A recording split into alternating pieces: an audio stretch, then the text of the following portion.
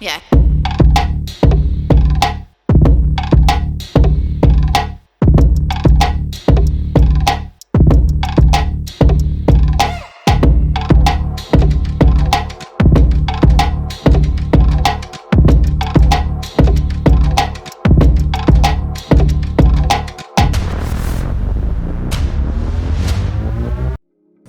Hi guys, my name is Xolisa Nzenge, your ordinary everyday person from Disney World channel.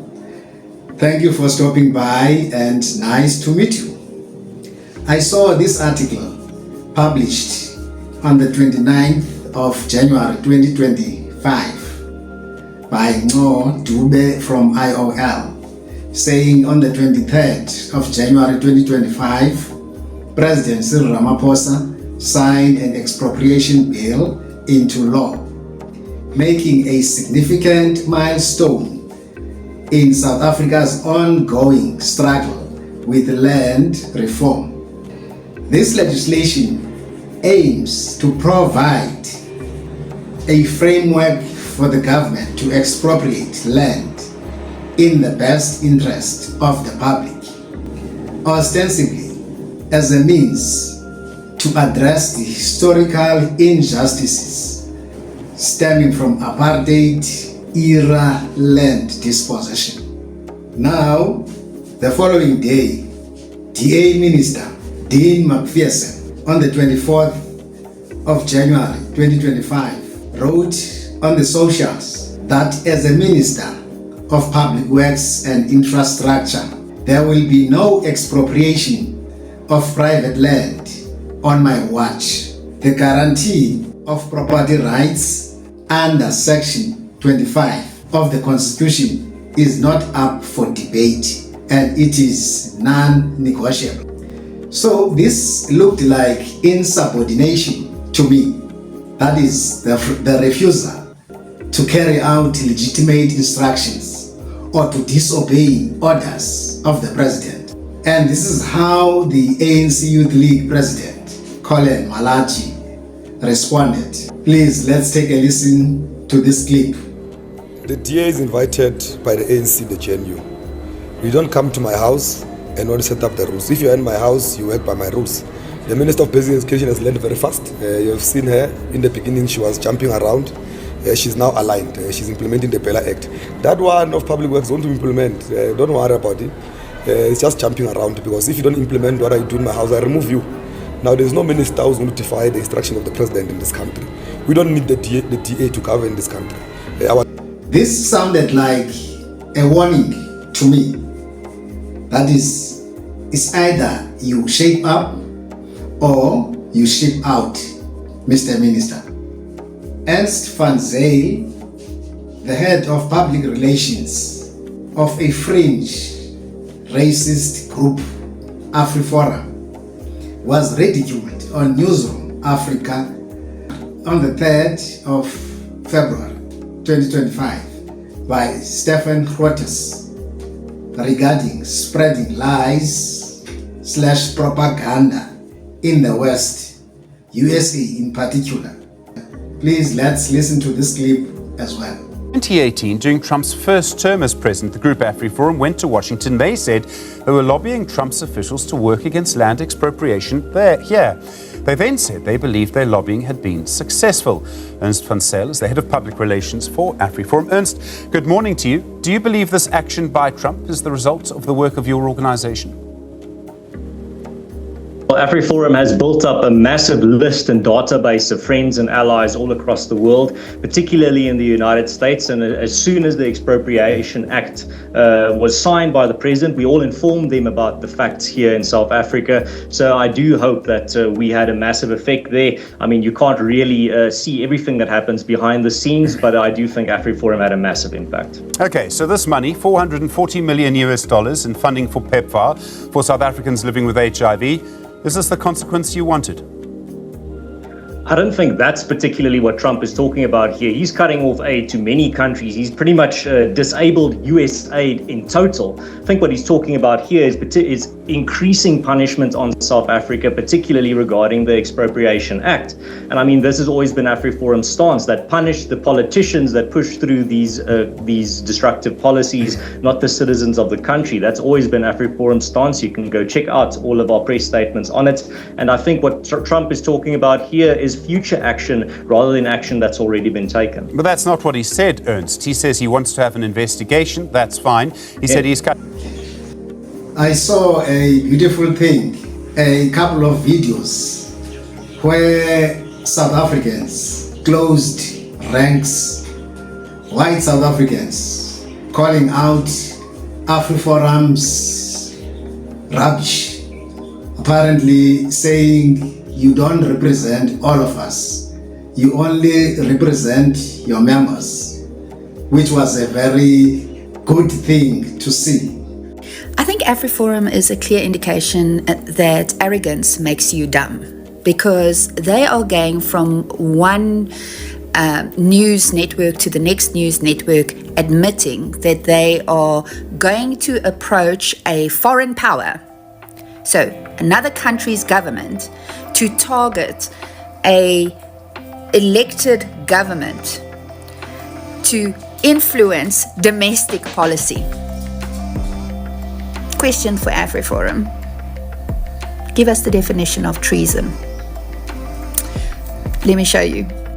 Treason under South African law, as defined by the Riotous Assemblies Act 17 of 1956, among other statutes, includes acts like attempting to overthrow the government by force or violence, assisting any enemy of war with the Republic of South Africa, instigating foreign intervention in internal affairs with intentions to harm the state.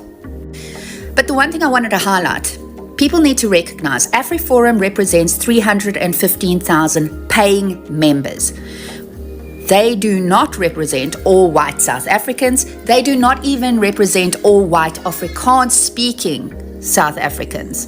So let's just realize that this is an organization that makes money out of their rhetoric, and they do not represent all white South Africans. However, I do think now is the time for white South Africans who are opposed to what AfriForum is doing to stand up and say something.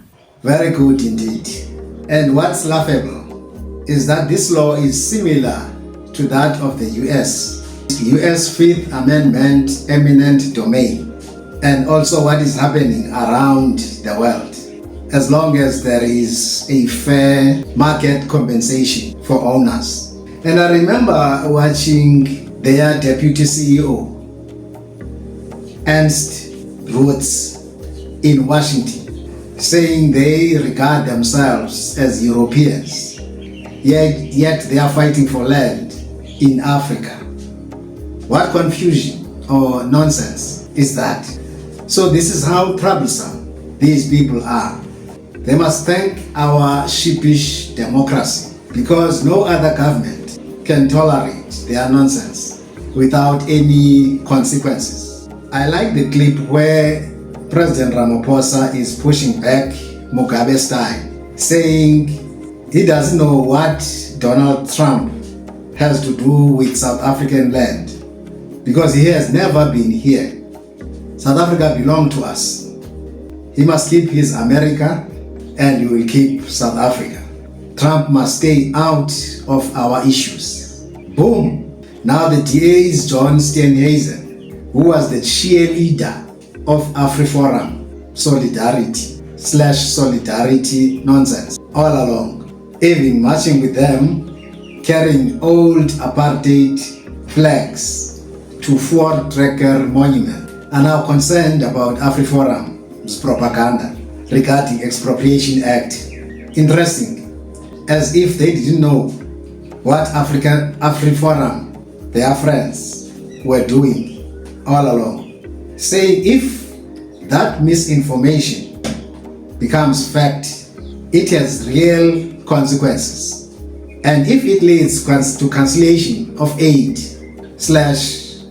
AGOA, it will have an effect to all South Africa, including AfriForum idiots and their families who were spreading these lies in the first place. That's good and laughable at the same time, because they are still going to court against this act.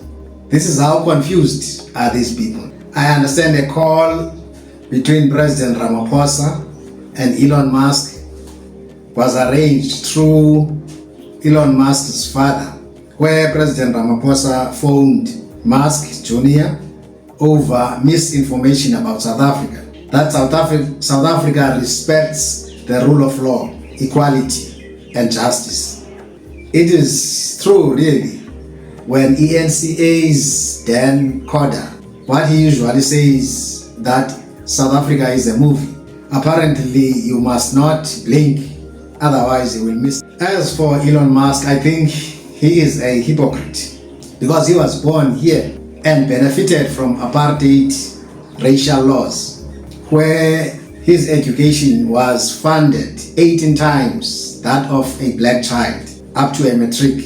So he benefited from white privilege from birth. Today he asks the president, why do we have openly racist ownership laws? He is playing dumb, because he knows that white people like himself benefited from apartheid economically as well, up to this day, while blacks are still disadvantaged since he was born.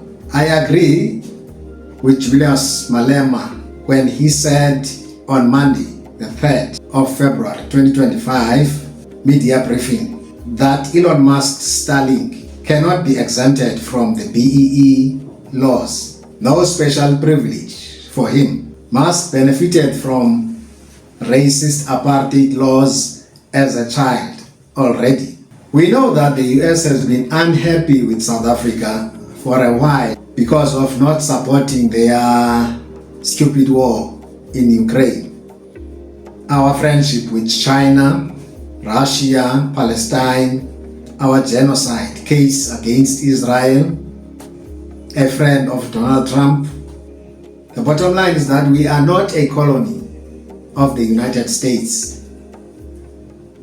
As Minister Mandashe correctly said recently, Dr. Meiki Mukhoba, a political analyst on SABC News, did not seem impressed with the act the other day, saying the fight between the ANC and all these anti-transformation forces, Trump and Musk included, is superficial, because they have entrenched governing by white fears, because this act has got nothing to do with land distribution. And also US Foreign Secretary is also rebuking South Africa over the same nonsense, saying he won't be attending the G20 summit. It is clear that this is their agenda, to pressure South Africa to dance to their music. I hope it won't work. They must ask Anthony Blinken. And this is of today's episode 13. Please subscribe, like the video, click the notification bell, share the video, and see you in the next one. Cheers.